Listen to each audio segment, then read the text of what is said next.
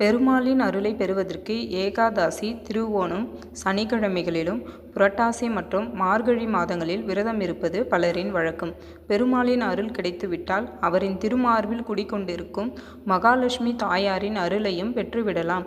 இவர்கள் இருவரின் அருள் இருந்தால் செல்வத்திற்கும் இன்பமான வாழ்க்கைக்கும் குறைவிருக்காது.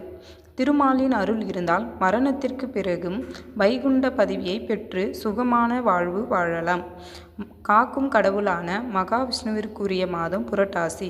இந்த மாதத்தில் அவருடைய அருளை பெறுவதற்காக பலரும் பல பெருமாள் கோவில்களுக்கு சென்று பலவிதமான பூஜைகள் செய்து வழிபடுகின்றனர்.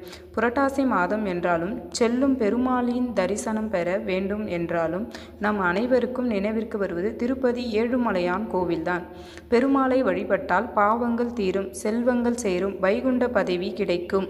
பெருமாளை தரிசிப்பதற்கு திருப்பதி, ஸ்ரீரங்கம் புகழ்பெற்ற வைணவ தலங்கள், திவ்ய தேசங்கள் என பல ஆயிரம் செலவு செய்து பல மணி நேரம் காத்திருந்து பக்தர்கள் தரிசித்து விட்டு வருகிறார்கள். அதுவும் புரட்டாசி மாதத்தில் பெருமாளை தரிசனம் செய்வது மிகவும் புண்ணியம் என்பதால் பெருமாள் கோவில்களில் கூட்டம் அலைமோதுகிறது. ஆனால் உண்மையான பக்தி இருந்து பெருமாளை நாம் காண நாம் இருக்கும் இடத்திற்கு வருவார் என்பது பலரும் அறியாத உண்மை. பெருமாள் எளியோருக்கு எளியோராக இருந்து அருள் செய்யக்கூடியவர். அதனால்தான் ஏழை குசேலர் கொடுத்த ஒரு பிடி அவிலை மகிழ்வுடன் ஏற்று அவருக்கு கோடி கோடியாக செல்வங்களை அள்ளி கொடுத்தார். புரட்டாசி மாதத்தில் பெருமாளுக்கு மிகவும் பிடித்தமான வழிபாட்டை செய்து உண்மையான பக்தியுடன் அவரை வழிபட்டால் பெருமாளே நம்முடைய வீட்டிற்கு வருவார் என்பது நம்பிக்கை. அது எப்படி பெருமாள் வருவார்? இந்த நவீன யுகத்தில் இதெல்லாம் சாத்தியமா என பலர் கேள்வி கேட்கலாம். ஆனால் கலியுலகத்திலும் கண்கண்ட தெய்வமாக விளங்கக்கூடியவர் திருமாலை வாசன். அவரை எளிமையான பரிகாரத்தை செய்து அழைத்தால் நிச்சயம் நம்முடைய வீட்டில் எழுந்தருள்வார்.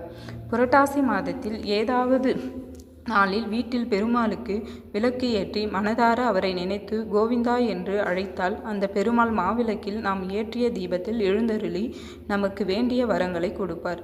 இந்த வழிபாட்டினை புரட்டாசி சனிக்கிழமையில் செய்வது கூடுதல் சிறப்பானதாகும்.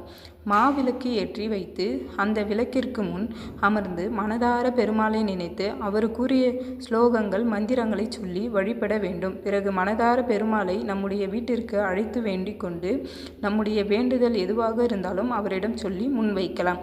நீண்ட காலமாக தீராத பிரச்சனை, கடன் தொல்லை, வேலை கிடைக்க வேண்டும், சுபகாரிய தடைகள் நீங்க வேண்டும், குழந்தைகள் பாக்கியம் வேண்டும் என ஏதாவது ஒரு வேண்டுதலை முன்வைத்து இந்த மாவிளக்கு வழிபாட்டினை செய்தால் அந்த கோவிந்தன் நம்முடைய கோரிக்கையை நிச்சயம் நிறைவேற்றி வைப்பார்.